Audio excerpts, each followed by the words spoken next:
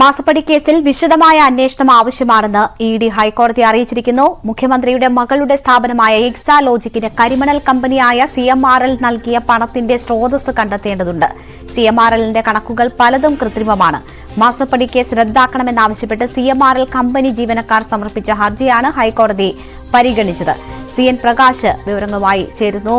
പ്രകാശ് ഞങ്ങളുടെ നിയമകാര്യ ലേഖകനാണ്. പ്രകാശ്, ഈ ഇഡി കൂടുതൽ കേസ് മുറുക്കുകയാണോ? ഇന്ന് നൽകിയിരിക്കുന്ന വിശദീകരണങ്ങൾ എന്തൊക്കെയാണ്? കൂടുതൽ അന്വേഷണം നടത്തേണ്ടതുണ്ട്. ഈ കേസിന്റെ ഗൗരവത്തെ പറ്റി എന്തൊക്കെയാണ് ഇഡി കോടതിയെ അറിയിച്ചിരിക്കുന്നത്?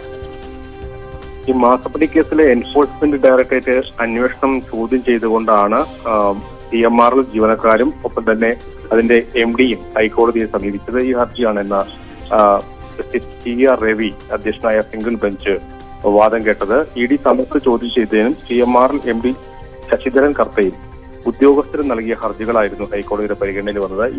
ഇതിലാണ് ഇന്ന് ഇഡിയുടെ ഈ വെളിപ്പെടുത്തൽ ഉണ്ടായിട്ടുള്ളത്. ഇഡി മാസപ്പടി കേസിൽ വിശദമായ അന്വേഷണം ആവശ്യമാണ് എന്ന് തന്നെയാണ് ഇഡി ഹൈക്കോടതിയെ അറിയിച്ചിട്ടുള്ളത്. മുഖ്യമന്ത്രിയുടെ മകളുടെ സ്ഥാപനമായ എക്സാലോജിക്കിന് കരിമണൽ കമ്പനിയായ CMRL നൽകിയ പണത്തിന്റെ സ്രോതസ് കണ്ടെത്തേണ്ടതുണ്ട് ഈ അന്വേഷണത്തിന്റെ ഭാഗമായി എന്നും ഇഡി വ്യക്തമാക്കുന്നു. ഒപ്പം തന്നെ ഈ സ്ഥാപനത്തിനെതിരെ നിരവധി പരാതികൾ കിട്ടിയിട്ടുണ്ടെന്നും പേരുകൾ വെളിപ്പെടുത്താനാവില്ലെന്നും എൻഫോഴ്സ്മെന്റും കോടതിയെ അറിയിച്ചിട്ടുണ്ട്. ശരി, CN പ്രകാശാണ് വിവരങ്ങൾ നൽകിയത്. ജ്ഞാനായ യാക്കോബായ സഭയിലെ അധികാര തർക്കത്തിൽ സമുദായ ഭരണഘടന ഭേദഗതി ചെയ്യാനുള്ള തീരുമാനത്തിന് സ്റ്റേ. കോട്ടയം മുനിസിപ്പൽ കോടതിയാണ് ഔദ്യോഗിക ഭാരവാഹികളുടെ തീരുമാനം സ്റ്റേ ചെയ്തത്. അന്തിമ വിധി വരുന്നതുവരെയാണ് സ്റ്റേ.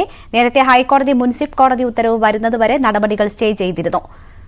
അന്തോഖ്യ പാത്രിയാർക്കീസിന്റെ ഭരണപരമായ അധികാരങ്ങൾ അടക്കം നീക്കം ചെയ്യാനായിരുന്നു ഔദ്യോഗിക വിഭാഗം തീരുമാനമെടുത്തത്. ഇതിനെതിരെ സഹായ മെത്രാൻമാർ നൽകിയ ഹർജിയിലാണ് കോടതി ഉത്തരവ്. നേരത്തെ സമുദായ മെത്രാപ്പൊലിത്തയെ സസ്പെൻഡ് ചെയ്തുള്ള പാത്രിയാർക്കീസ് ബാവയുടെ ഉത്തരവും കോടതി സ്റ്റേ ചെയ്തിരുന്നു.